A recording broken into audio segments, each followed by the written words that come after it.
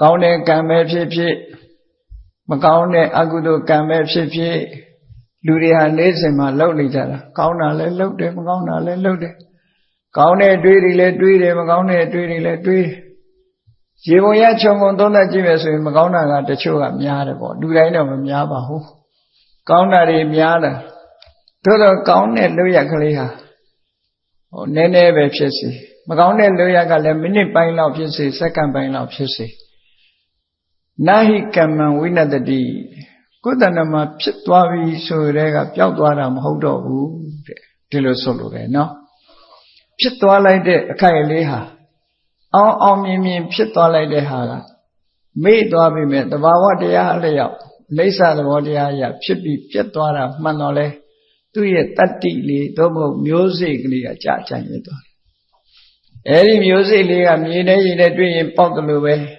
ဘဝတစ်ခုကျိုးပေးဖို့အတွက်ဆင်းရဲဖြစ်နေတတ်တယ်ပေါ့ဒါကြောင့်မို့ဒါလေးကတော့မပြောပါတော့ဘူးဆိုပြီးတော့အကုသိုလ်ကံကိုလည်းသွားပြီးတော့အထင်မသေးတဲ့မူနော်ဒါကြောင့်မို့ဝစီဗေဒထိတိုင်းရှာဆိုပြီးတချို့လဲဘာမဟုတ်တာလေးနဲ့တည်းပဲဒီအပြောဆိုမတတ်စိတ်နေသဘောထားမတတ်တဲ့အတွက်ကြောင့်သွားပြီးတော့ကဲရဲ့ရှုပ်ချမိသွားရင်အဲ့ဒါတစ်သလုံးဒုက္ခရောက်ပြီးဘဝတန်တရားမှာခောစုတ္တရာအလောင်းကြည့်ပိစိကဗုဒ္ဓအိမ်ကြွလာတဲ့ပိစိကဗုဒ္ဓတပါးကလောဘာရဲ့လို့မဟုတ်ဘူးအပျော်လုပ်တာတို့ရဲ့ပိစိကဗုဒ္ဓကဒီလိုလေးကြွတယ်ဆိုပြီးတော့ရွှေကွက်ကလေးပွေ့ပြီးတော့ခါလေးကုံပြီးရည်စရာလုပ်တာ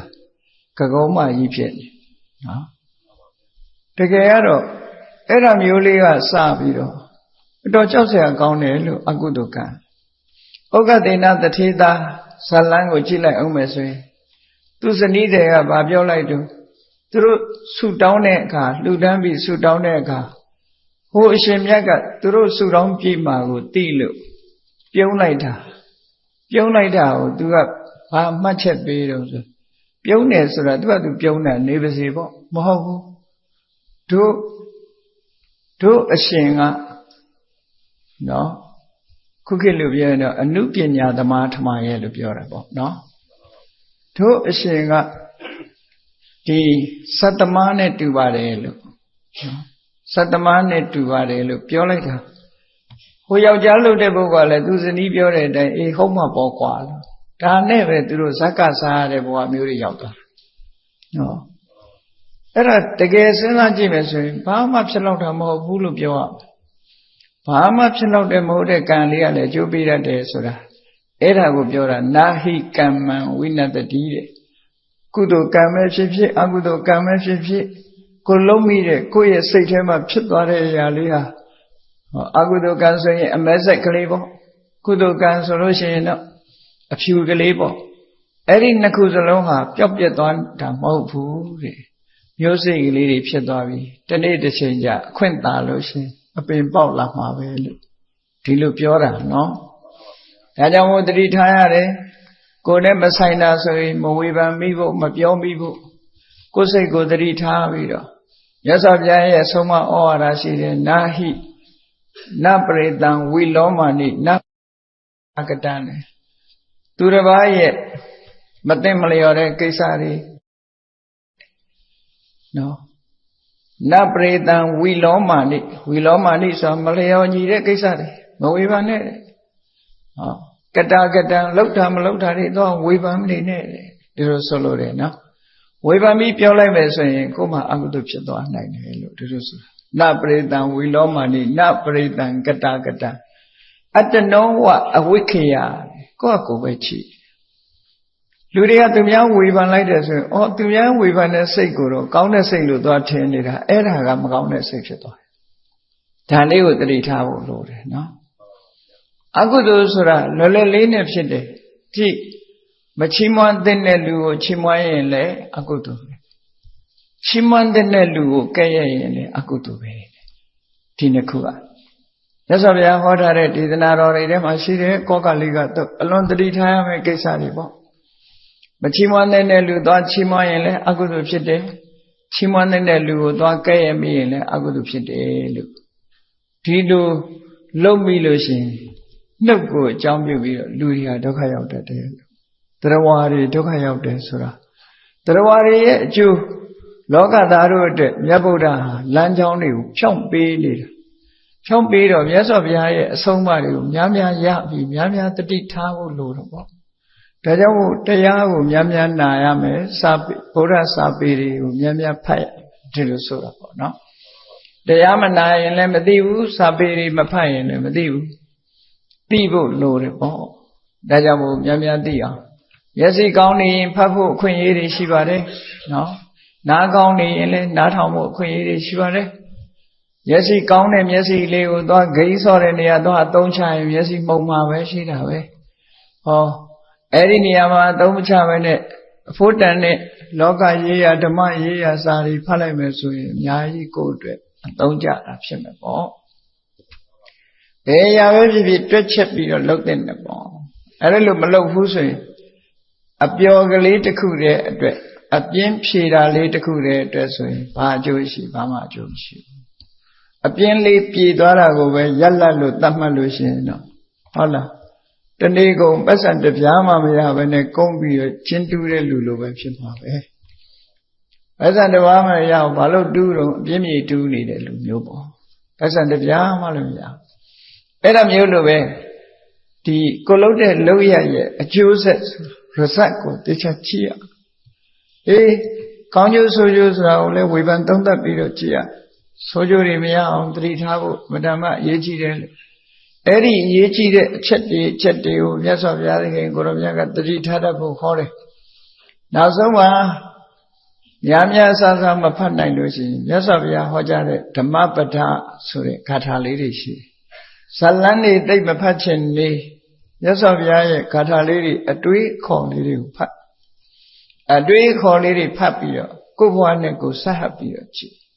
ဇလန်းဆိုတာသင်္ကန်းစာယူဖို့အတွက်ပဲတချို့ကဇလန်းတွေကလူပဲဖြစ်တယ်ငါလည်းမဆိုင်ဘူးလို့ထင်သွားတတ်တယ်အဲ့တော့ဇလန်းကိုသာထားအတွေးခေါ်လေးတွေဓတနာလေးတွေကိုမြင်အောင်ကြည့်ဦးခုနဟာဓမ္မပဒကပဲနပရိသံဝီလောမာနိနပရိသံကတကတံသူတစ်ပါးရဲ့မလှော်လျော်တဲ့အနေထားတွေကိုတော့ကြည့်နေနဲ့နပရိသံကတံသူလောက်တာမလောက်တာတွေတော့မကြည့်နဲ့အတ္တနောဝအဝိခေယကိုယ့်ရဲ့မတော်မလျော်ဖြစ်နေတာလားဆိုတာသာကြည့်တယ်ကိုလောက်တာမလောက်တာကိုသာကြည့်တယ်ဒီလိုဆိုတာမြတ်စွာဘုရား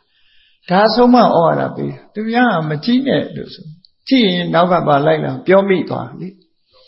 ပြောမိသွားလို့ရှိရင်ကိုပြောတဲ့အတိုင်းမဟုတ်ရင်ဒုက္ခရောက်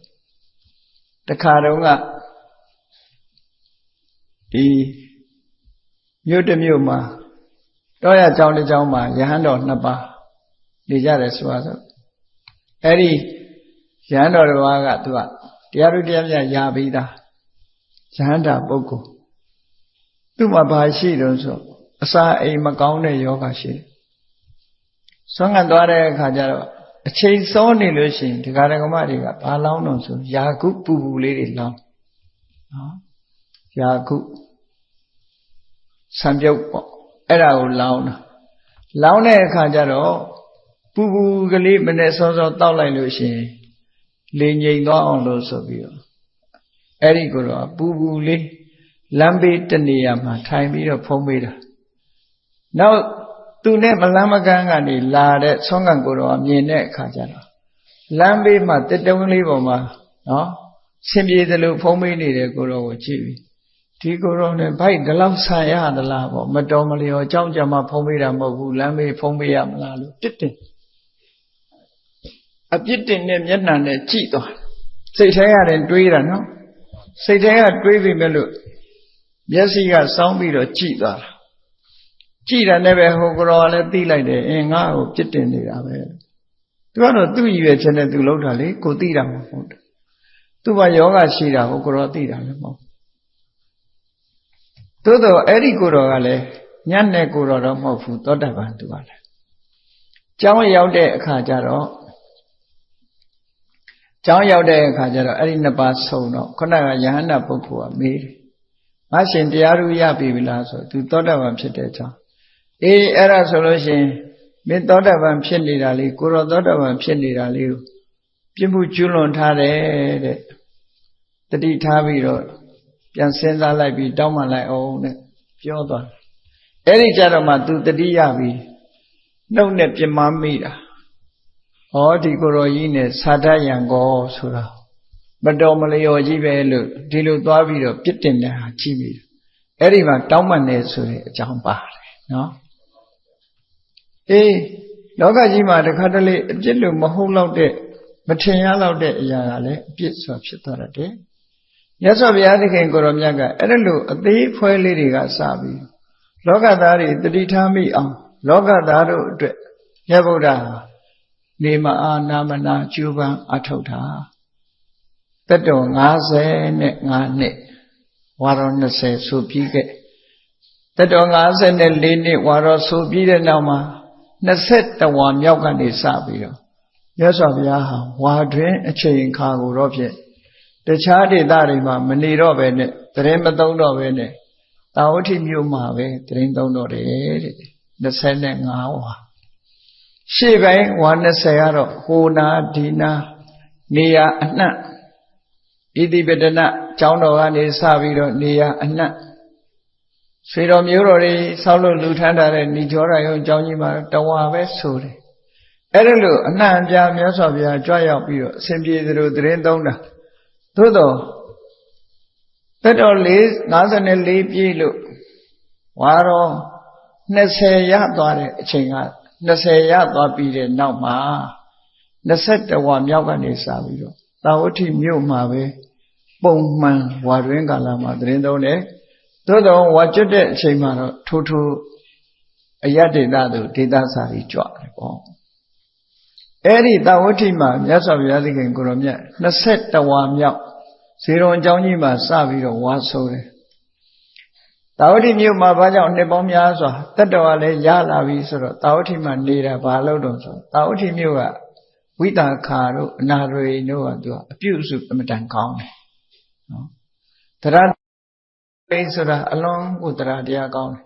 ဝိတာခါဆိုတာလည်း9နှစ်အရွယ်ကတည်းကသောတပန်ဖြစ်ပြီးတရားတရားအလွန်ကောင်းတယ်ပြုတတ်တယ်စုတတ်တယ်ဒါကြောင့်မို့လို့မြတ်စွာဘုရားသခင်ကိုရောမြတ်အနာရိဝိတာခါတို့ရဲ့ကျေးဇူးတွေကျေးဇူးဆိုတာရှိတတ်တယ်နော်မြတ်စွာဘုရားသခင်ကိုရောမြတ်ကဆုံးမတယ်ကိုယ်ပေါ်မှာကျေးဇူးပြုထားတဲ့ပုဂ္ဂိုလ်ကိုတုံ့ပြန်ပြီးတော့ကျေးဇူးပြုရတယ်ကျေးဇူးမတင်တတ်တဲ့ပုဂ္ဂိုလ်မြတ်စွာဘုရားရှုတ်ချအနာရိတို့ကမြတ်စွာဘုရားအပေါ်မှာဘလောက်ကောင်းလို့လဲဒီပြင်ပုဂ္ဂိုလ်တွေရောမကောင်းဘူးလားဆိုအနာရိကတအားကောင်းမြတ်စွာဘုရားဇေရုံအကြောင်းကြီးဆောက်လို့လှူဒန်းတယ်ဆိုတာနော်သူစည်းစိမ်ကုံတလောက်လှူတာ54ကလေးရေဝယ်တာ54ကလေးကျောင်းဆောက်တာ54ကလေးကျောင်းရည်ဆက်ချလောက်တာ54ကလေးနဲတာလားအဲ့ဒီလောက်ထိအောင်စွန့်ပြီးတော့လှူတဲ့ပုဂ္ဂိုလ်ရဲ့တရားတရားစွန့်ကြည့်ပေါ့စမ်းကြည့်ပေါ့မြတ်စွာဘုရားရဲ့စိတ်တိုင်းချဖြစ်အောင်ကျောင်းထဲမှာပြည့်ပြည့်စုံစုံဇေရုံကျောင်းတော်ကြီးဆိုတာဒါမှမဟုတ်နာမည်ကြီးတာဘေဝိသာရမင်းကြီးဆောက်တဲ့ဝေလင်းကျောင်းတော်လောက်ကောင်းမယ်မထင်ဘူးနော်ဇေရုံကျောင်းကြတော့ပြည့်ပြည့်စုံအောင်လူလေးသေးမရှိဆောက်တယ်ပြီးတော့မြတ်စွာဘုရားပေါ်မှာအလွန်ညတ်တာတယ်ငါကျောင်းတကာဆိုပြီးတော့မြတ်စွာဘုရားကိုအချိန်မီဝင်တွေ့တာမျိုးဘယ်တော့မှမလုပ်ဘူးမြတ်စွာဘုရားကိုမေးခွန်းတွေမေးပြီးတော့သူတရားဟောအောင်ဘယ်တော့မှမလုပ်ဘူးဒါလိုနှလုံးသွင်းလို့ဆိုရင်ဩငါတရားဟောနေဘုရားပင်မရှာတော့မှာပဲဆိုပြီးတော့ငါမေးလို့ငါ့ကိုသူ့မှာအလုပ်တွေအလွန်များတယ်နေမနာညာမှာလုံးငါသွားပြီးတော့မေးလိုက်မယ်ဆိုရင်ငါအတွက်အချိန်တွေပေးရလိမ့်မယ်ဘယ်တော့မှမေးဘူးတဲ့မေးကောသို့တော်မြတ်စွာဘုရားကအနာရိတတိလာရင်တော့သူနဲ့ထိုက်တဲ့တရားတစ်ခုဟောလိုက်တယ်သူကဒါနကိုစိတ်အားတန်တဲ့ပုဂ္ဂိုလ်ဖြစ်တာပေါ့နောက်ဆုံးအချိန်မှာသူနေမကောင်းတဲ့အခါမှာရှင်သာရိပုတ္တရာကိုသူဖျားကိုစားအားကိုးတယ်ရှင်သာရိပုတ္တရာသွားပြီးတော့တရားဟောတဲ့အခါမှာအစွဲဖြုတ်တဲ့တရားကိုဟောပေးတာရှင်သာရိပုတ္တရာအဲ့ဒီကြတော့သူငိုတယ်သူဟာကျောင်းတကာကြီးလုပ်ပြီးတန်ဃာတွေနဲ့လောင်းနီးစပ်တာတောင်မှဒီတရားမျိုးအခုသေကဏီးမှာနာရတယ်ဆိုပြီးတော့ငိုတာသူကရှင်သာရိပုတ္တရာမထေရမြတ်ကပြောတယ်ဒီတရားကလူတွေကိုသိဟောလို့မရှိဘူးလူအကြောင်းတွေဆိုတာသားနဲ့သမီးနဲ့စီးပွားနဲ့နေကြတာဆိုဒီလိုအစွဲဖြုတ်ခိုင်းမှုသိပြီးတော့ဒီရဟန်းတွေထဲမှာအတွေးရှိမှမဟုတ်ဘူးပေါ့ဖြုတ်ခိုင်းနေလို့ရှိရင်ဖြုတ်နိုင်မှာမဟုတ်ဘူးဆိုပြီးတော့အတွေးနဲ့ဖြုတ်ခိုင်းတာမျိုးမလုပ်ဘူးတဲ့ခုကနောက်ဆုံးချိန်မို့ဟောပေးတာလို့ဆိုတော့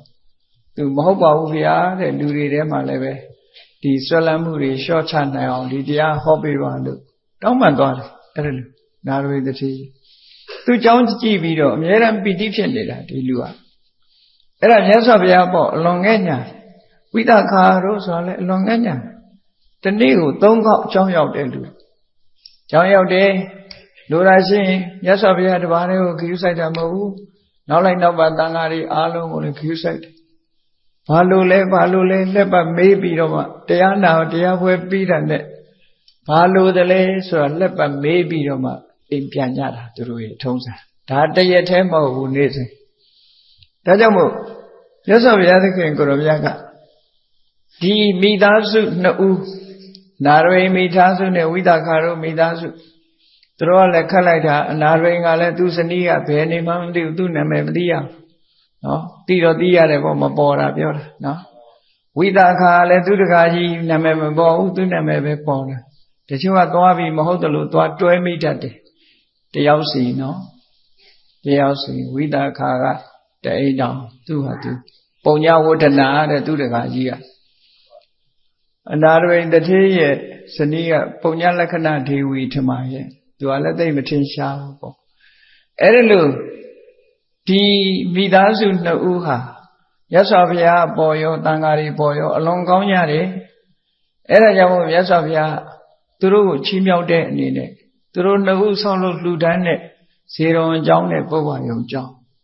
ဇေရုံကျောင်းကမြို့တောင်စနေထောင်းဘက်မှာရှိတယ်ပုဗ္ဗယုံကျောင်းကမြို့ရှိမှာရှိတယ်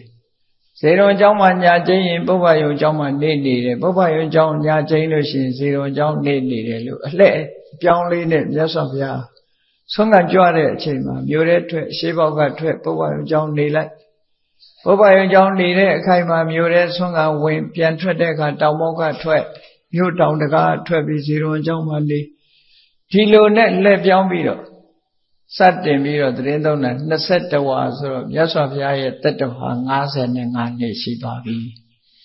55နှစ်ဆိုတာဟာလိတတကလို့ခေါ်တယ်60တိအောင်အကြပိုင်းရောက်သွားပြီမြတ်စွာဘုရားသခင်ကိုရောမြတ်အကြပိုင်းရောက်သွားပြီသို့တော့ပါရမီပုံရိပ်အမှတ်တစိတ်တွေနဲ့အင်မတန်မှဒီကျမ်းမာတဲ့ပုဂ္ဂိုလ်လို့ဆိုရမှာအဲ့ဒါကြောင့်မို့လို့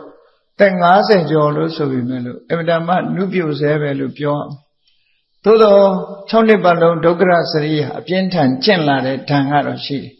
ခါအောင်တယ်နော်မကြာခဏခါအောင်တာတို့ခေါင်းကိုက်တာမြတ်စွာဘုရားမှာလည်းဒီဒုက္ခတွေရှိတယ်ဟောသို့တော့ဒီဒုက္ခတွေကိုမရေတွက်ဖဲနဲ့မြတ်စွာဘုရားလောကသားတို့အတွက်အကျိုးစီးပွားချက်ချင်းကြွရောက်ပြီးတော့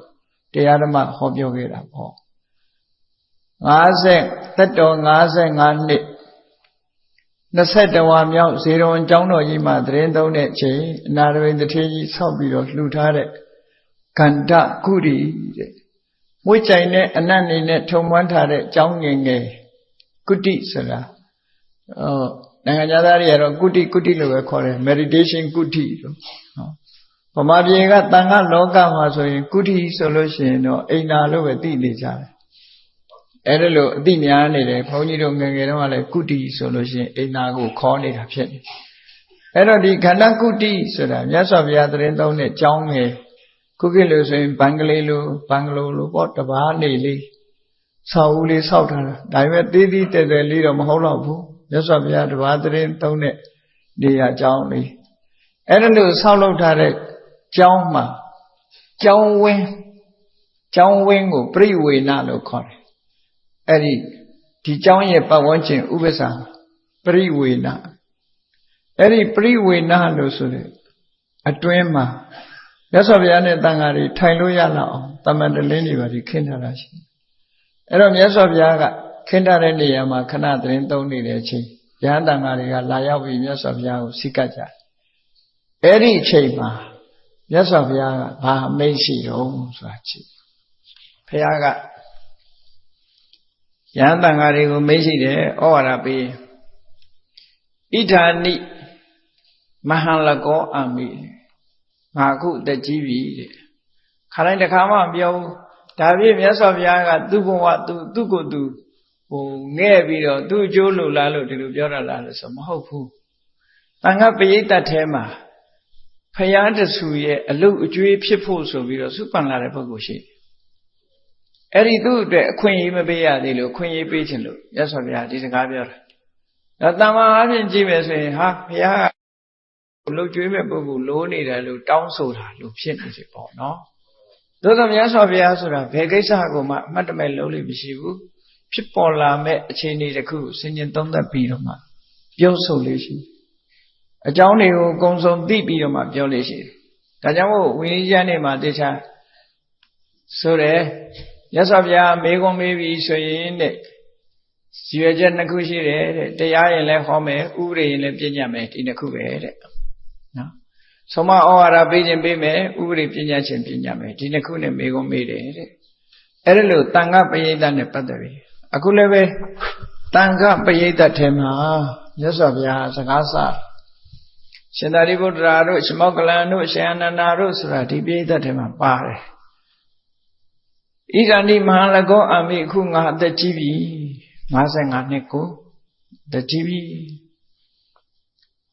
အခုခေတ်ကလူတွေကတော့မလေးသက်60 80မကြီးသေးဘူးလို့ပြောတယ်သူကဘယ်သွားအတွက်တုံးဆို80 90သမားနဲ့တွဲပြီးမကြီးသေးဘူးတဲ့ဟိုတခါကြီးတယောက်ဆိုလို့ရှိရင်သူ82နှစ်ဆိုအတခါကြီး82နှစ်အသက်ကြီးလာပြီဆိုတော့အောင်မယ်ခုမှ16နှစ်ရှိသေးတယ်သူက81ကိုပြောင်းပြန်ပြန်ပြီးတော့ပြောတာအဲ့ဒါလိုပဲ82တွေ့တဲ့အခါလည်းပဲ28ရှိပါသေးတယ်တဲ့ပြောဟော83နဲ့38ပဲရှိသေးတယ်လို့ပြောတယ်အဲ့ဒီနောက်သူမေးလောက်ပြီဆိုတော့သူအသက်88ကျတော့တခါရောက်လာတော့ဘုန်းကြီးကမှတ်ထားကဲပြန်အောင်လေလို့ခု88ကိုကဲပြောပါအောင်လို့အသက်ဘယ်လောက်ရှိပြီနော်88ဆိုဘယ်လိုလဲဖိုးဝဟိုရင်ပေါ့ပြစ်တိုင်းတောင်ဖြစ်နေဟိုလိုလဲလိုက်လဲ88ဒီလိုလဲလိုက်လဲ88ဆိုပြုံးနေတယ်အဲ့ကြတော့ဘာမှပြုံးဘူးဟောအဲ့လိုလူတောင်ရှိသေးတယ်တကယ်ရှိတာဒါပုံမြင်မဟုတ်ဘူး88ကို88ကျတော့သူဘာမှပြောနိုင်တော့ကဲပြန်အောင်လေလို့အရင်တော့81တုန်းက16နှစ်သားပဲလို့ပြောတယ်မဟုတ်လားလို့အခုကဲပြောလိုက်88ရောက်နေပြီဘယ်လိုပြောမလို့ဆိုရီးနေတယ်ပြောလို့ဖြစ်တော့လေအဲ့တော့မြတ်စွာဘုရားကကြည်တဲ့55တဲ့ပဲမြတ်စွာဘုရားလည်း55ဆိုဟိုဘက်လဲ55ဒီဘက်လဲ55ပဲလေအဲ့တော့ဣရဏိမဟာလကောအာမိငါအခုတက်ကြီးပြီတဲ့အတွေ့အကြုံကိုမြတ်စွာဘုရားပြောပြတယ်ဧကိစ္စေဘိက္ခု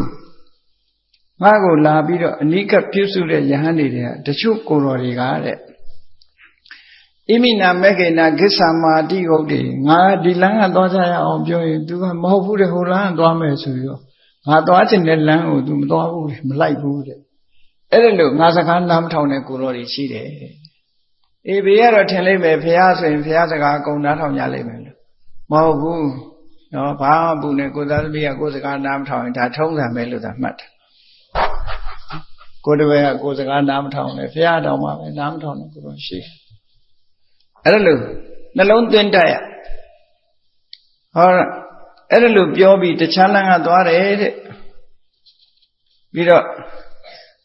တချို့ရဟန်းတွေကတဲ့မြေကြီးပေါ်သူ့တပိတ်သင်္ကန်းတွေကိုချပစ်ပြီးတော့သူသွားခြင်းနဲ့လမ်းသွားတယ်တဲ့အဲ့လောက်တော့လောက်တာနော်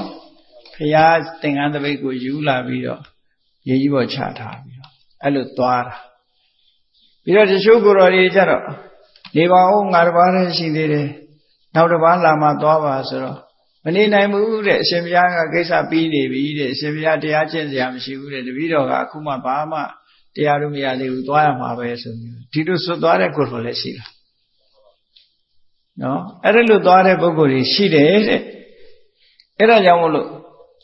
ငါအတွက်အမြဲတမ်းပြုစုလို့ကြွေးမဲ့ယဟန်တစ်ပါးလိုနေပြီတဲ့အဲ့ဒါကိုမင်းတို့သိကြလို့ပြောလိုက်ဟုတ်တယ်လေခေါင်းဆောင်တယောက်အနေနဲ့ဒီလိုပြောမှာပဲဒါအဲ့ဒါမြတ်စွာဘုရားကသူ့အတွက်ပြောရလားလို့ဆိုမဟုတ်ဘူးလို့ဘုန်းကြီးတို့စဉ်းစားလို့ရဘာလို့လဲဆိုတော့မြတ်စွာဘုရားဆိုတာနော်ဒီသူ့ကိုယ်ရေးကိုယ်တာကိစ္စနဲ့သူများကိုဒီလိုအမျိုးပြောမှာမဟုတ်ဘူးဘာလို့လောကသားတို့အတွက်ကြိုးပမ်းတာတော့ပါရမီတွေဖြည့်ပြီးတော့ဘုရားရဲ့အလုပ်ကျွေးရဟန်းဖြစ် ပါရမီဖြည့်လာတဲ့ပုဂ္ဂိုလ်နေရာမှာနေရာမပေးရသေးဘူးဖရာတဆုပွင့်တယ်ဆိုလို့ရှိရင်ဆူတောင်းလာတဲ့ပုဂ္ဂိုလ်တွေကရှိတယ်လက်ရရန်တပြည့်အက္ခတဝကဖြစ်ဖို့လက်ဝဲရန်အက္ခတဝကဖြစ်ဖို့နော်ဒါတွေကဆူတောင်းလာဂုဏ်လူဝိသေသရနဲ့ဆူတောင်းလာအဲ့ဒီမဲ့အရေးကြီးတာဥပထာကဆိုတဲ့အလုပ်ကျွေးရဟန်းအဲ့ဒါလည်းဆူတောင်းလာတာတားတော်ဆိုတာလည်းဆူတောင်းလာတယ်မိဘနှစ်ပါးဒါတွေအကုန်ဆူတောင်းလာတာထူးခြားတဲ့ဆူတောင်းနေတဲ့ဒီမှာအဲ့ဒီအလုပ်ကျွေးရဟန်းဟာထူးခြားတဲ့ဆူတောင်းတွေမှာပါတယ်ပေါ့မြတ်စွာဘုရားတဆူပွင့်လို့ရှိရင်မတူထူးခြားတာလေးတွေကအဲ့ဒီလိုဖော်ပြနေရှိတယ်ဒါကြောင့်မို့မြတ်စွာဘုရားဥပထာကလို့ခေါ်တဲ့အနိကပြုစုတဲ့ယဟန်အဲ့ဒီယဟန်အတွက်ခွင့်ရေးပေးခြင်းလို့ဒီစကားကိုစတင်မိန့်ကြားတယ်လို့ဒီလိုမှတ်သားရမယ်ပေါ့ဘာလို့ဆို55နှစ်ဆိုမမချာချာကြီးပဲရှိသေးတယ်လေမမချာချာကြီးပဲရှိသေးတယ်သို့တော့ဒီအချိန်ကနေပြီးတော့ဒီယာရုခတ်ထားတဲ့သဘောမျိုးပေးတာအဲ့ဒီမှာဒီနေရာမှာဥပထာကလို့ဆိုတာအလုတ်ကျွေးယဟန်လို့ဘာသာပြန်ကြတယ်ဥပဆိုတာအနိကပ်ပြီးတော့ထာကယတ္တိသူအနိမှာတာဝန်ယူပြီးတော့ပြုစုတယ်ဘာတွေတာဝန်ယူပြီးတော့ဘုရားကိုပြုစုရတော့ဆိုလို့ရှိရင်ကြည့်သွားတယ်ခရီးသွားတယ်ဆိုဘုရားရဲ့တပိတ်သင်္ကန်းတွေပြင်ပေးတယ်ခောက်ပေးတယ်သိမ့်ပေးတယ်နောက်ကနေယူပြီးတော့လိုက်တယ်ပေါ့ဒီလိုပေါ့နော်အဲ့ဒါလို့ရေချိုးမယ်ဆိုလို့ရှိရင်ရေနွေးရေအေးစီစဉ်ပေးတယ်မနဲ့မျက်နှာသိဖို့ဆိုရင်မျက်နှာသိရေတို့တပူတို့ဒါတွေအစင်သင့်ထားပေးတယ်ပေါ့တပူဆိုတာခုခေတ်ကတော့သွားလိုက်တန်နေနဲ့သွားလိုက်ဆေးတွေနဲ့လွဲတယ်လေရှေးခေတ်ကတော့အဲ့လိုမဟုတ်ဘူးတပူက3မျိုးလောက်ရတယ်3မျိုးဆိုတာအထူရဲ့အပားရဲ့အလတ်စားရဲ့အိန္ဒိယနိုင်ငံမှာတော့ခုချိန်ထိသုံးနေတော့ပဲတမာရိုးတွေကိုဖြတ်ထားပြီးတော့ကားဂိတ်တွေတို့မိရထားတွေတို့ဆိုပြီးတော့ဒန္တပောနာဆိုပြီးလိုက်ရောင်းနေတာဒန္တပူနဲ့ရောင်းတာရှိတယ်ကလားတွေပါနော်သွားတိုက်တာအဲဒီတမာရိုးနဲ့သွားတိုက်တဲ့အလေးထားခုချိန်ထိပဲရှိတော့မယ်အဲ့တော့မြတ်စွာဘုရားအတွက်မနဲ့သွားတိုက်ဖို့တို့မျက်နှာသိဖို့တို့ဆိုတာလေးတွေကိုဆင်သင်လုပ်ပေးတာကြောင်းတန်ရှင်းလုပ်ပေးတာရေမိုးစီစဉ်ပေးထားတာမြတ်စွာဘုရားကဖဏမစည်းသည့်အတွက်ကြောင့်ဆွမ်းခံကြွလာတယ်ဆိုခြေဆေးဖို့တွေပါဒီအကုန်လုံးဒီလိုဝေယဝိဆလေးတွေကိုအမြဲလုံးမဲ့ပုဂ္ဂိုလ်ပေါ့အဲ့ဒီပုဂ္ဂိုလ်မျိုးဒီလိုပုဂ္ဂိုလ်မျိုးကလည်းဒီလိုလုပ်ဖို့အတွက်ဆူတောင်းလာမှရတယ်ပေါ့အဲ့ဒီမှာဝါ20တွင်းကရောအဲ့ဒီလိုပုဂ္ဂိုလ်တွေမရှိဘူးလားဆိုရှိတယ်ဘယ်နှပါးလောက်ရှိတော့ဆိုရင်9ပါးလောက်ရှိညီတော်အနန္ဒအပါဝင်9ပါးရှိတယ်မြတ်စွာဘုရားဝါ20အတွင်းဘယ်သူတွေတုံးလို့ဆိုလို့ရှိရင်ရှင်နာဂသမလာဆိုတဲ့ခေါ်လို့ရှိတယ်နောက်ရှင်နာဂိတနံပါတ်2ကနံပါတ်3ကဥပဝါနာဒီပုဂ္ဂိုလ်တွေအကြောင်းကိုတဖြည်းဖြည်းအသေးစိတ်ခေါ်ပြမယ်နောက်ကြုံတဲ့အခါကျနော်နံပါတ်4ကသူနခတ္တယဟန်နံပါတ်5ကစုံဒနံပါတ်6ကတာဂတနံပါတ်9က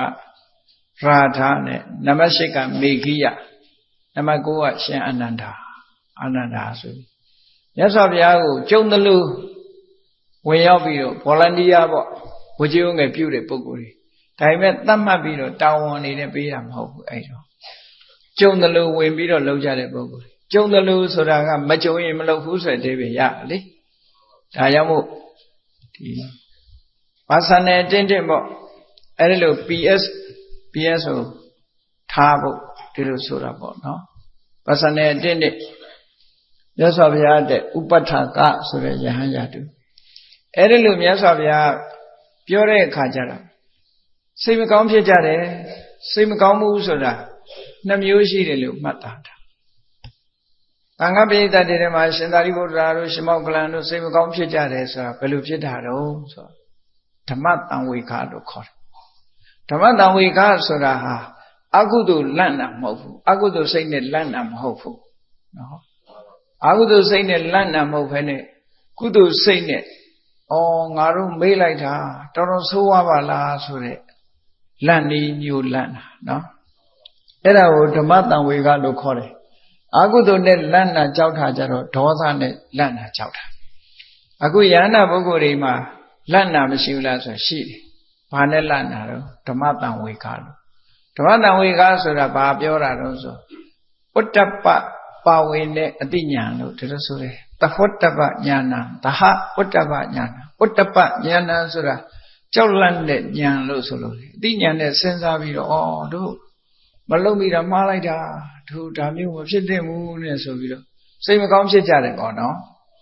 ရှင်သာရိပုတ္တရာတို့စိတ်မကောင်းဖြစ်ပြီးရှင်သာရိပုတ္တရာအရင်ဆုံးထပြီးတော့တပည့်တော်ပြုစုပါမယ်ဗျာတပည့်တော်ကိုယ်တိုင်ပြုစုပါမယ်ဆိုပြီးတော့ရှောက်တော့မြတ်စွာဘုရားလက်တားတယ်မဟုတ်ဘူးသာရိပုတ္တရာ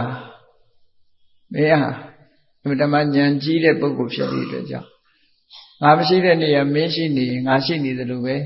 ဟုတ်လား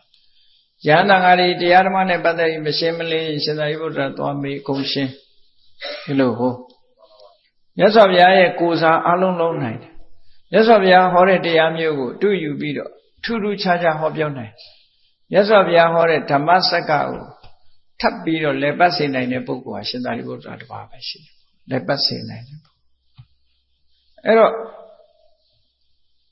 ရှင်သာရိပုတ္တရာငါနဲ့ငါ့ကိုပြုစုဖို့မလိုဘူးမင်းစုတောင်းတာအဲ့ကသာဝကစုရှင်မောက္ကလန်ကလည်းထားလျှောက်တယ်အဲ့ဒီတန်ဃာတွေအားလုံးအတိတိမဟာသာဝကကြီး80လုံးကစိတ်မကောင်းဖြစ်ပြီးတော့ထားလျှောက်ကြတယ်အတိတိအဲ့ဒီထဲမှာပါတဲ့ရှင်အနန္ဒာတပါးပဲမလျှောက်ဘူးဟုတ်တုတ်ထိုင်နေတယ်ဟုတ်တုတ်ထိုင်နေတယ်ကျန်တဲ့ကိုယ်တော်တွေကတော့သူလုံးပါမယ်နဲ့ထားလျှောက်ရှင်အနန္ဒာလျှောက်မလျှောက်တော့ဘေးကကိုယ်တော်တွေကဟာငါရှင်အနန္ဒာလျှောက်လေဆိုတော့သူကဘာပြောတော့ဆိုတောင်းလို့ရတဲ့ယာတုဟာတန်ဖိုးမရှိပါဘူးလို့ပြောတယ်နော်ဒါလည်းတတိထားစရာကောင်းတယ်ပေါ့သူ့ရဲ့စိတ်နေသဘောထားကြည့်တောင်းယူလို့ရတဲ့အရာဟာတန်ဖိုးမရှိပါဘူးရသော်ဗျာသူမြင်ပါတယ်တဲ့သူပြုစုတာတွေလည်းသူပြုစုဘူးတဲ့ပေါ့သူသဘောကျရင်အနန္ဒာငါပြုစုလို့ပြောရင်ရတာပဲညီကိုတုံးဝဲပဲတော်သေးတာပဲရှင်အနန္ဒာဆိုတာသုတ္တရဏမင်းကြီးရဲ့ညီအရင်အမိတောရဏတာကိဝေမင်းကမွေးတာသူ့သားသူ့နှမလေးကနန္ဒာဆိုတာတယောက်ရှိတယ်နော်မောင်နှမနှစ်ယောက်စလုံးသာသနာပေါင်းရောက်နေတာသူတို့မြတ်စွာဘုရားနဲ့ရှင်အနန္ဒာဆိုတာဖွားဘက်တော်အဲ့တော့လောက်ယဉ်နှီးထားတဲ့တပိညီကိုဖွားဘက်တော်တတုရွယ်သူသို့တော့သူကစုပန်လာတဲ့ပုဂ္ဂိုလ်ပဲအဲ့တော့ရှင်အနန္ဒာရှင်ဘုရားတောင်းလိုက်လေလို့ဆိုမတောင်းဘူးသူကမတောင်းတဲ့အခါကျတော့မြတ်စွာဘုရားဘာပြောတော့ဆိုသူ့ပေးရမှာဒီယာတုကဘာလို့သူဆုတောင်းခဲ့တာသူပါရမီဖြည့်ခဲ့တာဒီအတွက်ပါရမီဖြည့်တာကျန်တဲ့ပုဂ္ဂိုလ်တွေကဒါအတွက်လောက်တာမဟုတ်ဘူးအဲ့တော့မြတ်စွာဘုရားအတိတ်ကိုကြည့်ရနော်ယာတုဆိုတာခန့်နေတိုင်းခန့်လို့မရဘူးဒီလူကငါတူဆိုပြီးခန့်လိုက်လို့ဖြစ်တာမှမဟုတ်တာငါအမျိုးငါတပည့်ဆိုခန့်တာမဟုတ်ဘူးဒီလူကတော့ဒီယာတုနဲ့ဒီနေရာမှာသူကဆုယူလာမြတ်စွာဘုရားသခင်ကိုရမြတ်တောင်ယာတုခန္ဓာရေးနဲ့ပတ်သက်ပြီးတော့အပြစ်တင်ပြောဆိုခံရတယ်လူတွေအင်္ဂါတွေထဲမှာနေမယ်တူတူပြောတာရှိတယ်ရှင်သာရိပုတ္တရာတို့ရှင်မောက္ကလန်တို့ကိုအက္ခတာဝကယာတုပေးတော့အတော်မကြည်မနှက်ဖြစ်ကြမကြည်မနှက်ဖြစ်တယ်ဆိုတာယန္တာတွေကမဖြစ်ပါဘူးပုရုဇဉ်တွေကဖြစ်တယ်လူတွေဆိုတာဘယ်လိုက်တယ်လို့ထင်ကောင်းထင်တတ်ကြတယ်ပေါ့တဘာဝမတရားဘူးလို့ပြောဖြစ်တတ်ကြတယ်လူရဲ့စိတ်ဆိုတာနော်တရားနဲ့မတရားဘူးဆိုတာမြတ်စွာဘုရားပဲသိတယ်ခုရှင်အနန္ဒာမထေရမြတ်ကိုမြတ်စွာဘုရားဗာမိတ်လိုက်တော့ဆိုအေးအနန္ဒာသူများတိုက်တွန်းစရာမလိုပါဘူးသူကသူသိပါတယ်လို့ဒီစကားလေးပဲပြောလိုက်တာအဲလိုပြောလိုက်တာနဲ့ရှင်အနန္ဒာကမြတ်စွာဘုရားကိုလျှောက်တယ်တပည့်တော်ပြုစုပါမယ်တဲ့နော်မြတ်စွာဘုရားကိုပြုစုပါဒါပေမဲ့လို့သူတောင်းဆိုချက်ရှင်မျိုးတော့သူကြိုတင်ပြီးတော့တောင်းမရစေဘူးတောင်းဆိုချက်ရှင်မျိုးအဲ့ဒါကိုဆုရှိပါလို့ဆုဆိုတော့ဒီပြင်ဆုတွေလို့ထင်နေမှာဆိုတော့တောင်းဆိုမှုရှိချက်သူတောင်းဆိုတာဘာလို့တော့ဆိုရင်တောင်းဆိုတဲ့အခါမှာသူမလိုချင်တာမလုပ်ချင်တဲ့အချက်ပေါ့တောင်းဆိုတဲ့ထဲမှာသူကဘာတွေတောင်းဆိုတာမလိုချင်တာ၄ခုနဲ့လိုချင်တာ၄ခုအဲ့၄ခုပဲသူတောင်းဆိုမှုကနော်သူမလိုချင်တာတွေကိုလည်းသူတောင်းဆိုတယ်မလုပ်ပြရစေနဲ့လို့တောင်းဆိုတယ်နော်အဲ့တော့ဘာလို့ဆိုအခွင့်အရေးယူတာမျိုးသူမလုပ်ဘူး အခွင့်အရေးယူခြင်းကိုသူမလုပ်ချင်ဘူးလောကလူတွေကအခွင့်အရေးမရခင်ကပဲယူခြင်းနေတာလေအဲ့တော့ရှင်အာနန္ဒာရဲ့စိတ်ဓာတ်ကသူကအခွင့်အရေးယူတာမျိုးမလုပ်ချင်လို့အဲ့ဒါနဲ့ပတ်သက်ပြီးတော့သူ့အခွင့်အရေးမပေးဖို့တောင်းဆိုတာဘာတွေအခွင့်အရေးမပေးဖို့တောင်းဆိုတော့ဆိုမြတ်စွာဘုရားကိုတရားဓမ္မတွေကကြီးညိုလို့လှူလိုက်တဲ့သင်္ကန်းသူ့ဘယ်တော့မှမပေးပါနဲ့အဲ့တဲ့နော်မြတ်စွာဘုရားကိုကြီးညိုလို့တထေးတကြွယ်တွေကနေပြီးလောင်းလိုက်တဲ့ဆွန်သူ့ဘယ်တော့မှမကြွေးပါနဲ့ဟောဒါဒီအခွင့်အရေးတွေကိုသူလုံးဝမလုပ်ချင်ဘူးမြတ်စွာဘုရားနဲ့သတင်းသုံးတဲ့မြတ်စွာဘုရားနဲ့သတင်းသုံးတဲ့ခန္ဓာကုရိတိုက်ထဲမှာသူအခမ်းအနားဘယ်တော့မှမနေပါရစေနဲ့မြတ်စွာဘုရားနဲ့တဆောင်နဲ့တချောင်းနဲ့ဘယ်တော့မှမနေခွင့်မပေးပါနဲ့ဒါတစ်ခုနောက်နံပါတ် 4ကျတော့မြတ်စွာဘုရားကိုပင့်တဲ့အပင့်အဖိတ်တွေမှာသူ့ကိုဘယ်တော့မှခေါ်မသွားပါနဲ့ဒီ 4ခုဟာဒါပယ်စု 4ခုလို့သုံးကြတယ်ပေါ့နော်တောင်းဆိုမှု 4ခုတည်းမှာသူ့အတွက်ဒီမလိုချင်တာဒီအခွင့်အရေးပေးတာမျိုးကိုမလုပ်ပါနဲ့လို့မြတ်စွာဘုရားကိုအရင်တောင်းဆိုတယ်ဘာဖြစ်လို့အရှင်အနန္ဒာကဒီလိုတောင်းဆိုတာတော့လို့ဆိုလို့ရှိရင်ဘေးကလူဆိုတာအပြစ်မြင်မှုသိလွယ်တာလေလူဆိုတာအပြစ်ဆိုတာသိပြောတတ်တာပဲဘယ်သူဖြစ်ပြောတာပါပဲဒါကတော့လူလောကမှာအပြစ်ပြောတာတွေလိုက်ကြည့်မနေနဲ့အပြစ်ဆိုတာပြောမှာချစ်ပဲအကုန်လုံးနော်တချို့ပိုးပြီးတော့ကတ်တတ်ပြောတတ်သေးတယ်တချို့လူတွေကြအပြစ်ကိုတစ်ခွာပြောတတ်သေးတယ်နော်သူများအပြစ်ကိုလေဒါကြောင့်ပြောကြတယ်ကိုမျက်ချီတော့ကိုမမြင်ဘူးသူများမျက်ချီကြတော့အတုံးလိုက်မြင်တယ်ဆိုတာအဲ့တော့လူဆိုတာသူများကိုအမြဲတမ်းကြည့်ပြီးတော့အပြစ်ပြောလို့ရှိတဲ့အကျင့်ကြီးဝါသနာကြီးရှိနေတာအဲ့ဒီအပြစ်ပြောတာတွေကိုကိုရှောင်နိုင်မှရှင်အနန္ဒာလျှောက်တယ်အကယ်၍တဲ့မြတ်စွာဘုရားပေးတဲ့သင်္ကန်းတပည့်တော်ဝတ်မယ်မြတ်စွာဘုရားကြွေးတဲ့ဆွမ်းမြတ်စွာဘုရားကြောင်းထဲမှာအတူတကွအခမ်းအနားကြီးနေမယ်ဘုရားကြောင်းဆိုတာသူများကြောင်းနဲ့ကောင်းမှာဟုတ်အဲ့ဒီထဲမှာနေမယ်ဘုရားကပင့်နေဘယ်နေရာဖြစ်ဖြစ်အာနန္ဒာတို့လိုက်ရတယ်ပေါ့ဒီလိုဆိုလို့ရှိရင်ဘေးကလူတွေကပြောကြလိမ့်မယ်တဲ့ဘေးကိုယ်တော်တွေကအာနန္ဒာဘုရားလှုပ်ကြွေးတာလှုပ်ကြွေးမှာပေါ့ကွာဟုတ်လားသင်္ကန်းလည်းကောင်းကောင်းဝဲရဆွန်းလည်းကောင်းကောင်းစားဘုရားလူတာတွေသူကြည့်ပဲလို့ပြောမှာပဲဒါသိကြတယ်နော်ခုခေတ်လည်းမပြောဘူးလားဆိုပြောမှာပဲဒါနော်ဘုရားရတာတွေကုန်သူကြည့်ပဲဘုရားပင့်တယ်ဆိုသူပါနေရတာပဲအများအားဟောမလိုက်ရတဲ့ကိုတော့ပြောမှာပဲလေဒါထုံးစံအဲ့ဒါတွေအပြောမခံနိုင်ဘူးတဲ့ဒါကြောင့်မို့လို့ဒီအချက် 4ချက်ကိုတော့သူ့ကိုခွင့်မပေးပါနဲ့ဒါကိုသဘောတူလို့ရှိရင်သူလှုပ်ကြွေးပါမယ်မြတ်စွာဘုရားသဘောတူလိုက်တယ်ဟောနောက်တစ်ခုလိုချင်တာကိုလည်းသူတောင်းတယ်သူလိုချင်တာဘာလဲဆိုရင်သူတောင်းတဲ့ဟာကလိုချင်တာကိုတော့အာယာစနလို့ခေါ်တယ်ခုနတုန်းကမလိုချင်တာကိုပယ်မြစ်တာကိုပဋိခေပလို့ခေါ်တယ်လိုချင်တာဘာတောင်းလို့ဆိုလို့ရှိရင်တဏှာယာကတရားဓမ္မတွေကနေပြီးတော့အရှင်အာနန္ဒာမြတ်စွာဘုရားကပင့်ပြီးတော့တပည့်တို့အိမ်ကြွပါသို့မဟုတ်ဘယ်မြို့ပဲရွာအရှင်ဘုရားတို့လမ်းကြုံလို့ကြွပါဆိုရှင်အာနန္ဒာကလက်ခံခဲ့တယ်လက်ခံတဲ့အခါဘုရားကိုပင့်မရဘူးဆိုရင်သူအဆက်ကွဲမယ်လေအဲ့ဒါမျိုးကိုသူကနံပါတ် 1အနေနဲ့တပည့်တော်လက်ခံခဲ့လို့ရှိရင်မြတ်စွာဘုရားတပည့်တော်ကိုလိုက်လျောတဲ့အနေနဲ့တပည့်တော်ပင့်တဲ့စီကြွပေးရမယ်ဒါတစ်ခုနော်ဒါလည်းတရားပါတယ်တရားတယ်နော်တရားတယ်သူ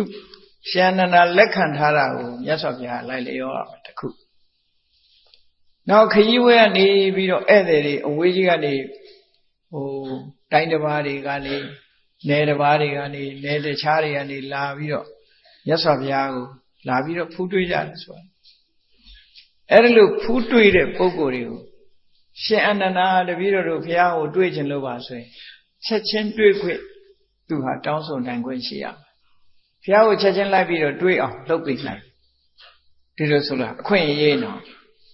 ဒီအခွင့်အရေးလေးကိုတပည့်တော်ပေးပါတဲ့ဆိုတော့မြတ်စွာဘုရားပေးနောက်တစ်ခါတပည့်တော်မှာတဲ့ယင်ထဲကမရှင်းတဲ့အချက်လက်တွေရှင်းအချိန်မရွေးမြတ်စွာဘုရားကိုမေးခွင့်ပေးပါဒါတစ်ခု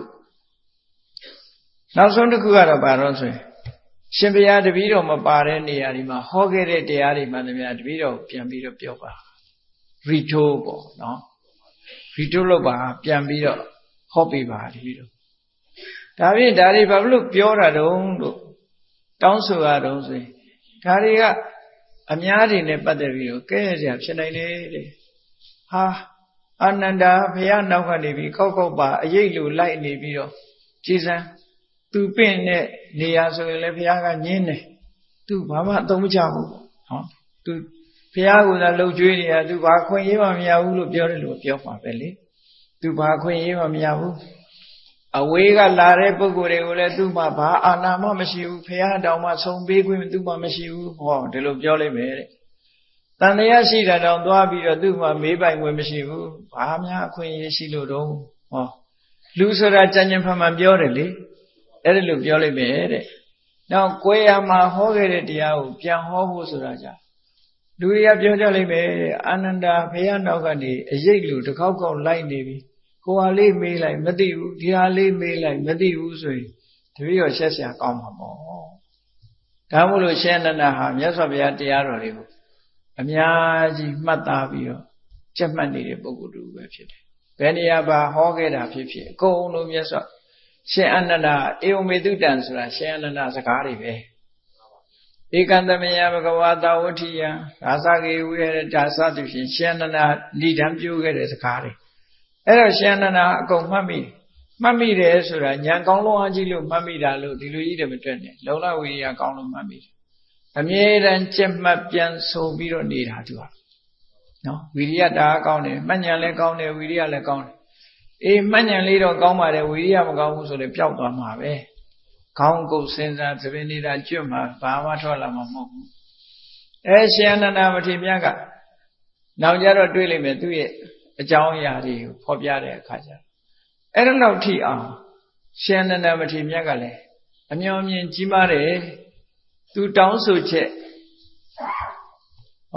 10မျိုးမြတ်စွာဘုရားခွင့်ပြုမယ်ဆိုရင်ဘယ်သူမှပြစ်တင်စရာမရှိတော့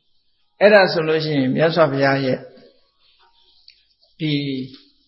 အလုတ်အကျွေးအဖြစ်သူတောင်းယူရမယ်ဆိုအင်တမဝတ္တရားချေအောင်ရှင်အနန္ဒာမြတ်စွာဘုရားပြုစုတယ်ဘယ်သူလုံနိုင်မလို့စဉ်းစားကြည့်မြတ်စွာဘုရားဘာမှပြောစရာမလိုတော့အောင်ရှင်အနန္ဒာဟာအရင်ကလည်းလူကျွေးပြုစုခဲ့ပြီးတော့အချိန်နဲ့တပြေးညီနော်ချိုးစရာရည်ဆိုလဲအစနစ်ခြေဆေးဖို့ရည်ဆိုတာလဲအစနစ်တပူအစနစ်ညနာတဲ့အစနစ်အကုန်လုံးသင်္ကန်းတွေဘာတွေကစပြီးတော့အကုန်လုံးပြင်ဆင်ပေးအစနစ်မြတ်စွာဘုရားရဲ့အရေးကဲလဲလွန်သည့်တခါတလေမြတ်စွာဘုရားကနှုတ်ကထွက်ပြီးတော့ပြောတာမဟုတ်ဘူးအရေးကဲနေပြတခါတည်းဟန်သူ့ကိုတပိတ်ရှင်အနန္ဒာဟိုတပိတ်မယူခိုင်းမနဲ့ကိုယ်တိုင်ကြွပြီဆိုရင်ဘယ်သူမှမလိုက်ကြတဲ့နောက်ကဒါမြတ်စွာဘုရားရဲ့သင်္ကေတပဲသူတပိတ်သူယူပြီးသွားပြီဆိုရင်သူတပါးတည်းသွားမယ်ဒီလိုသိထားတယ်ပေါ့နော်သူတပါးတည်းကြွမယ်ဆိုတာကိုလေမြတ်စွာဘုရားနှုတ်နဲ့ပြောနေတာမဟုတ်ရှင်အနန္ဒာအကဲခတ်တာနဲ့အကုန်သိတယ်ရှင်အနန္ဒာဆိုတာသူကအလွန်အကဲခတ်ကောင်းတဲ့ပုဂ္ဂိုလ်လို့မြတ်စွာဘုရားကိုယ်တိုင်ချီးမွမ်းခဲ့တယ်နော်အနုမာနလို့ခေါ်တယ်မှတ်ပြီးတော့သိတဲ့နေရာမှာရှင်အနန္ဒာအကောင်းဆုံးဘယ်နေရာမှာအမိန့်ရှိတာတုံးလို့ဆိုတဲ့အခါဘယ်နေရာမှာအမိန့်ရှိတုံးဆိုညသခေါင်ယံကိုလာပြီးတော့ဟိုဂါထာနဲ့မြတ်စွာဘုရားကိုလာပြီးတော့ရွတ်ပြီးတော့လျှောက်ထားဣဒံဟိတံစေတဝနံဣတိတံကနိတိဝိတံအာဟုထံဓမ္မရာစေနပိတိသင်္ဆန္ဒနံမမစေတော်အကြောင်းကြီးတန်ဃာတွေသတင်းသုံးနေတဲ့မြတ်စွာဘုရားကိုယ်တိုင်သတင်းသုံးတဲ့စေတော်အကြောင်းကြီးသူ့အတွက်ပိတိဖြစ်စရာကြီးပါလို့ပြောပြီးတော့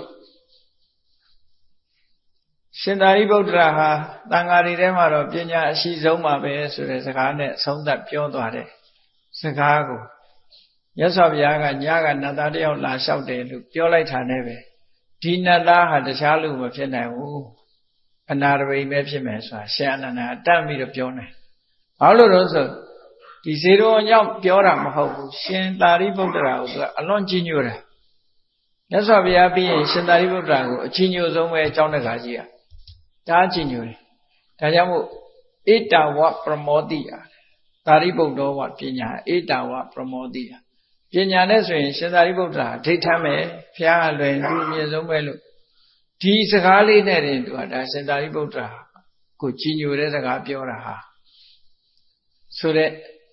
နာရဝိတထေးပဲနာရဝိကဖြစ်လာတဲ့နတ်သားပဲဖြစ်ရမယ်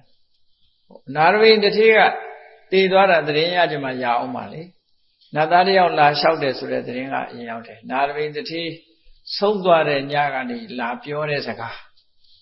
အဲ့ဒါကြောင့်ဒီအတန်ကြားလိုက်တာနဲ့ဒါအနာရဝိတထေးရဲ့စကားပဲဆိုတာကိုရှန္ဒနာကတတ်ပြီးတော့ပြောနိုင်အဲ့ဒါကြောင့်မြတ်စွာဘုရားကမှန်းဆပြောတဲ့နေရာမှာအနန္တအလွန်ကင်းပါတယ်လို့တခြားကိစ္စတွေမှာလည်းရှိတယ်ပေါ့နော်အဲ့တော့ရှင်အနန္ဒမထေရမြတ်ကသူလိုချင်တဲ့ဆုတွေရပြီးတဲ့အခါမှာဝတ္တရားခြေပြုံဆိုတာပြုဆိုတာမှာအနန္ဒလို့ခေါ်လိုက်ရင်ညမှာမကြားလိုက်မှဆိုလို့ဘာလုပ်လဲဆိုခန္ဓာကိုယ်တိုင်းပတ်ဝန်းကျင်မှာမိထုတ်ကြီးကင်ပြီးတော့တညလုံးထိုင်နေတာနော်ကျောင်းကို9ဘက်လှည့်တယ်တနေ့တည9ဘက်လှည့်လက်ပတ်ပြီးတော့ကြည့်ကုံလုံးစိစိဆက်ဆက်နော် security ပါယူတဲ့သဘောပဲသူဟာရှင်အနန္ဒမအိပ်မနေမြတ်စွာဘုရားကိုဒီလိုဆောင်းလျှောက်ခဲ့တဲ့ပုဂ္ဂိုလ်အဲ့ဒါနှစ်ပေါင်းဘယ်လောက်တုန်းဆို25နှစ်ပေါင်း25နှစ်လုံးမြတ်စွာဘုရားမှာအရေးပမာရှင်အနန္ဒဟာထိတ်ဘုရားရဲ့အလုပ်အကျွေးတွေပြုစုခဲ့တယ်ဝတ္တရားခြေပြုံးစွာပြုစုခဲ့တယ်သူလောက်ဇွဲကောင်းတဲ့ပုဂ္ဂိုလ်ဟာမရှိဘူးဘုရားနာကဘယ်တော့မှမခွာပဲနဲ့နေတယ်သို့တော့တခါတည်းမြတ်စွာဘုရားသခင်ကိုရောမြတ်ကခေါင်းဆောင်လည်းဖြစ်တယ်လူကြီးလည်းဖြစ်တယ်တန်ခါပရိသတ်တယ်နေရတယ်တန်ခါပရိသတ်ဆိုတာအလုံးဟာဒီပုရုဇဉ်တွေပါလာရင်အကုန်လုံးအကောင်းကြီးလို့ပြောလို့မရဘူးလူဟာလူပဲနော်ကိုသားတွေသမီးတွေထဲမှာလည်းအကောင်းကြီးပဲဟုတ်မလဲစကားပြောတာနားထောင်တဲ့လူရှိတယ်နားမထောင်တဲ့လူရှိတယ်ပြောခက်တဲ့လူရှိတယ်မြတ်စွာဘုရားရဲ့တပည့်တွေထဲမှာလည်းပြောလို့ဆိုလို့ခက်တဲ့ကိုတော်တွေလည်းရှိတာနော်နားမထောင်တဲ့ကိုတော်တွေရှိတခါတော့ကပြဿနာတစ်ခုမှာရှင်နုရုဒ္ဓရဲ့တပည့်ဥစဉ်2ပါးကတန်ခါကြားထဲမှာတခါအချင်းများအောင်သူတို့ကဆွပေးနေကြတယ်ဟိုပြောလိုက်ဒီပြောလိုက်လှုပ်တယ်ဘုရားလက်ထက်ကကိုရှိတယ်နော်မြောက်ထိုးပင်ကိုလှုပ်နေတော့ရှင်အနန္ဒာမြတ်စွာဘုရားလျှောက်တယ်ရှင်နုရုဒ္ဓကဗျာတဲ့စကားလေးတစ်ခွန်းမှတောင်ပြောဖို့မရဘူးပေါ့ရှင်နုရုဒ္ဓနေနိုင်လိုက်တာသူတပည့်တွေ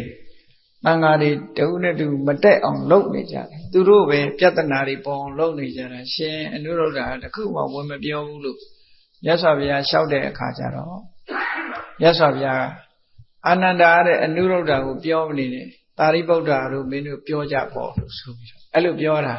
တုတ်တန်တစ်ခုရှိတယ်နော်ဒါလူသဘာဝလေးတွေပေါ်လွင်တဲ့တုတ်တန်လေးတွေကိုပြောပြတာနော်ဟောနောက်တစ်ခုမှာရှင်သာရိပုတ္တရာမထေရမြတ်ကနေပြီးတော့အဲ့ဒီတော့ကဒေဝရကတကိုးကြီးတဲ့ယဟန်တစ်ပါးပဲဒေဝရဟောတဲ့တရားနဲ့ပတ်သက်တဲ့နဲ့တူတယ်ဟောတဲ့အခါမှာဒေဝရကဒီတရားကိုဒီလိုဟောတယ်ဆိုတော့အဲ့ဒီပိဋကတ်ထဲပါတဲ့ကိုရောတစ်ပါးကရှင်သာရိပုတ္တရာအဲ့လိုမဟောတာမဟုတ်ဘူးတခြားနည်းဟောတာဆိုချက်ချင်းကန့်ကွက်ပြီးတော့ဝင်ပြောတာအဲ့ဒါရှင်သာရိပုတ္တရာကမဟုတ်ပါဘူးဒီလိုဟောပါတယ်သူလည်းကြားပါတယ်ဆိုနောက်တစ်ခုကိုရောဝင်ပြောပြန်၃ချိန်တိုင်ပြောတော့ရှင်သာရိပုတ္တရာဆက်မပြောတော့ငြိမ်နေအဲ့ဒါလိုငြိမ်နေတဲ့အခါကျတော့မြတ်စွာဘုရားကရှင်အနန္ဒာတို့ကိုခေါ်ပြီးတော့ငေါက်တယ်အခုလိုသာရိပုတ္တရာကိုနှိမ့်ဆက်နေတဲ့ပုဂ္ဂိုလ်တွေကိုမင်းတို့ဘာလို့မပြောချလဲပေါ့နော်ဘာလို့ဝိုင်းပြီးတော့မပြောလဲရှင်သာရိပုတ္တရာစကားကိုဝိုင်းထောက်ခံမလားဘာလို့မထောက်ခံတာလဲရှင်သာရိပုတ္တရာပြောတာအမှန်ဟိုကောကလန့်တိုက်တာအဲ့ဒါကိုဘာလို့မထောက်ခံကြတာလဲလို့ဆိုပြီးမြတ်စွာဘုရားကြိမ်မောင်းနေတဲ့အဲ့ဒါကိုရှင်သာရိပုတ္တရှင်အာနန္ဒာကပြန်ပြောတာဒီနေ့မြတ်စွာဘုရားကဟိုတန်ခါပိဋကခေါ်ထားတယ်တဲ့စကားပြောလိုက်မယ်ခုနတုန်းကလည်းရှင်သာရိပုတ္တရာကိစ္စနဲ့ပတ်သက်ပြီးအငေါက်ခံရပြီးတဲ့အခုလည်းဘာပြောမလဲမသိဘူးပေါ့လေပြောစရာရှိရင်ရှင်ပဲပြောပါလို့ဆိုပြီးရှိရကိုတော်ဓမ္မကိုသူကတိုက်တွန်းတယ်ဆိုတဲ့တုတ်တန်လေးတစ်ခုရှိတယ်အဲ့တော့လူသားပဲဒါတွေကအတော်လူသားပိတာတဲ့သဘောတရားတွေကိုပြောပြတာနော်လူပိဋကတဲ့ဆိုတာဒီလိုပဲဘေးကနေအမြင်နဲ့လက်တွေ့နေထိုင်တာနဲ့တူတာမှမဟုတ်တာဟုတ်ဘေးကလူတွေရဲ့အမြင်နဲ့လက်တွေ့နေထိုင်တာကွာခြားတာ မြတ်စွာဘုရားသခင်ကိုရောမြတ်လူသားဖရာဖြစ်သည့်အတွက်ကြောင့်လူတွေထဲမှာနေတဲ့အခါမှာလူတွေကတွေးခေါ်ပြီးမြတ်စွာဘုရားအပေါ်မှာမြင်တာတွေကလည်းပဲမြင်မှုခံရမှာပဲဘုရားသခင်ကိုရောမြတ်မှာတော့နော်ဒီမှန်ကန်တဲ့အသိဉာဏ်တွေနဲ့လွှမ်းမိုးပြီးတော့ထားသည့်အတွက်ကြောင့်စိတ်ဓာတ်ကြံ့ခိုင်မှုကပြေဝရတရားဥတရားမြတ်တွေလွှမ်းခြုံထားသည့်အတွက်ကြောင့်မှားယွင်းတယ်ဆိုတာတော့မရှိဘူးသို့တော်လူသားတွေနဲ့နေသည့်အတွက်လူသားတွေနဲ့ဆက်ဆံနေရသည့်အတွက်ကြောင့်လူလိုတွေးတဲ့ပုဂ္ဂိုလ်တွေရဲ့ပြဿနာအရေးတွေကတော့ဘုရားကိုယ်တော်မြတ်လည်းကြုံတွေ့မှာပဲဒါသိကြတယ်ပေါ့ပြောစရာရှိတာတွေပြောရတယ်ဆိုစရာရှိတာတွေဆိုရတယ်ခေါင်းဆောင်ပြီးပြီနော်ငဲ့ပြီးတော့မနေဘူးရှောင်လဲပြီးတော့မနေဘူးတခါတော့ကရှင်သာရိပုတ္တရာရှင်မောက္ကလန်တို့ဥဆောင်တဲ့တန်ဃာတွေမြတ်စွာဘုရားစီလာကြတယ်လာရင်ကနေပြီးတော့တပိတ်သင်္ကန်းတွေသိရင်ကြောင်းရှိတဲ့ကိုရောကြီးနဲ့စကားပြောတဲ့အခါကျဲလောင်ဖြစ်သွားတယ်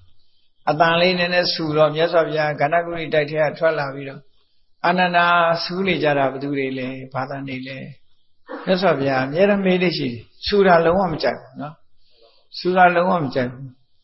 မကြိုက်တော့မြတ်စွာဘုရားပြောတဲ့စကားလုံးလေးကဘာလို့ဆိုကေဝတ္တမင်းကြီးလစ္ဆဝီလောပြီငါလူဖမ်းနေတဲ့တဏှာတွေကြနေတာပဲလို့ဒီစကားကိုအမြဲတမ်းသုံးတယ်ငါလူဖမ်းနေကြတဲ့တဏှာတွေလိုပဲတနည်းအားဖြင့်ပြောမယ်ဆိုရင်တဏှာတွေတွေကဈေးထဲမှာငစိမ့်တွေရန်တွေ့နေတယ်လို့ပဲဆိုတဲ့အဓိပ္ပာယ်မျိုးပြောတာနော်အဲ့ဒါလို့ပြောပြီးတော့တပည့်တွေဗျာတဲ့ဒီကအပြောရင်းကနေအတန်ထွက်သွားတယ်ဆိုအဲ့ဒါဆိုရင်အဲ့ဒီယဟန်တွေငါစီလာဖို့မလိုဘူးအလုံးပြန်ကြကနင်းနေဆိုပြီးတော့ခိုင်းလိုက်တာရှင်သာရိပုတ္တရာတို့သွားလျှောက်တော့ရှင်သာရိပုတ္တရာတို့လည်းအသာလေးကုတ်ပြီးတော့သပိတ်သင်္ကန်းတွေပြန်လွယ်ပြီးပြန်ထွက်သွားအဲ့ဒါဟာသာတုမသုတ်တံဆိုတာရှိတယ်နော်အမှန်တမ်းကြည်ညိုစရာကောင်းတဲ့သုတ်တံတွေကိုသိချဖတ်လို့ရှိရင်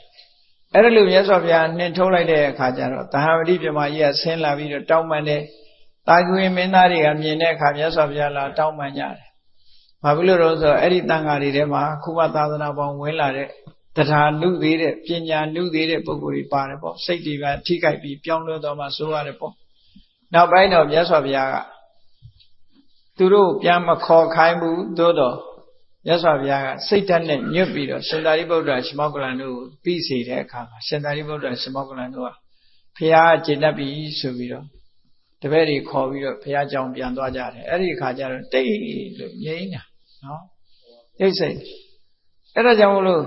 မြတ်စွာဘုရားရဲ့တပိတာဝကဖြစ်တဲ့လူတွေဟာဆူညံမှုဆိုတာကိုရှောင်ကျဉ်ရမယ်တခါတော့ကဘုန်းကြီးတို့တရားပွဲမှာဆူညံနေလို့တခါပြောလိုက်တာရှိတယ်ဘုရားဘာသာဖြစ်ပြီးဘုရားစကားနားမထောင်တာတော့ဗမာတွေပဲလို့နော်ဘာလို့ဆူညံလုံမမသိဘူးလို့အတန်ချက်ဆက်ကြီးတွေအော်ဖွင့်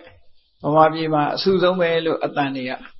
အဆူဆုံးကဘာမှာလိုက်ကြည့်လိုက်မယ်ဆိုရင်တော့ကလပ်ပြည်နဲ့ဗမာပြည်ဟာအဆူဆုံးပဲတခြားနိုင်ငံတွေမှာတိတ်ဆိတ်နေတာပဲတကယ်တော့ကြည့်အမေရိကန်တို့ဆို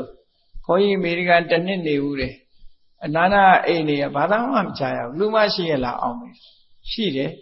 ဘယ်တော့မှအတန်ချက်ဆက်အော်ဖွင့်တာမရှိဘူးတချင်းအော်ဖွင့်တာမရှိဘူးတချင်းဖွင့်ရင်ကိုယ့်နှစ်ချက်ကလေးနဲ့နားထောင်ကြည့်ကြလူတောင်ရှိတယ်မထင်ရဘူးတကားပိတ်ပြီးတော့တိတ်ဆိတ်ငြိမ်သက်မှုကဘယ်တရားကမ္မထာထိုင်လို့ရတဲ့အနေအထားမျိုးရှိတယ်အမေရိကန်မှာဆိုဘာလို့ဆိုကားဟွန်းတာမကြားရဘူး emergency ambulance ကားတာပဲကြားတယ်တခြားဘာမှမကြားငြိမ်းတာအဲ့ဒါလေးတခုပဲကြားတယ်စူပါမားကတ်တွေဝင်သွားလိုက်ရင်လည်းငြိမ်းနေကြတာပဲကိုလို့ဗမာတွေတော့မသွားလိုက်နဲ့စူးညံနေကြတာပဲတို့ဗမာလူမျိုးတွေဟာမြတ်စွာဘုရားရဲ့အဆုံးအမဗုဒ္ဓဘာသာဝင်တွေကဘုရားရဲ့အဆုံးအမတော်ကိုမလိုက်နာကြပါလားလို့တခါတော့ကတရားဟောတဲ့ထဲမှာတခါထည့်ဟောတယ်တရားဟောတဲ့ထည့်ဟောတာကိုအဲ့ဒီတရားကြတော့အပြည့်စုံမလွှင့်မဲနဲ့ဖြတ်ပြီးတော့လွှင့်သွားတယ်နောက်တော့လည်းအပြည့်စုံလွှင့်နေတယ်မှာပထမလွှင့်တာဖြတ်ပြီးတော့လွှင့်အဲ့ဒါဘာကြောင့်ပြောရတာလဲဆိုမြတ်စွာဘုရားရဲ့ခုံတွေထဲမှာပါတယ်အပ္ပတ္တကာမအပ္ပတ္တဝိနိတာတဲ့မြတ်စွာဘုရားအတန်တိုးတိတ်တာကိုနှစ်သက်တယ်တိုးတိတ်မှုကိုလိုလားတယ်တိတ်ဆိတ်ငြိမ်သက်မှုကိုဓမ္မလိုလားတယ်ကျမ်းမာရေးနဲ့ကြည့်မယ်ဆိုလို့ရှိရင်အတန်တိတ်ဆိတ်ငြိမ်သက်မှုဟာအသိဉာဏ်ကိုဖွံ့ဖြိုးစေတယ်ကျမ်းမာမှုကိုပိုရစေတယ်ဆိုတာအားလုံးကတ ဒီစာပေတွေဖတ်ဖူးတဲ့ပုဂ္ဂိုလ်တွေနားလဲကြလိုက်ဒီ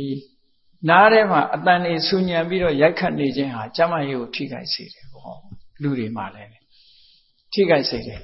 အဲ့ဒါကြောင့်မလို့တိတ်ဆိတ်ငြိမ်သက်တာဟာအလွန်ကောင်းတယ်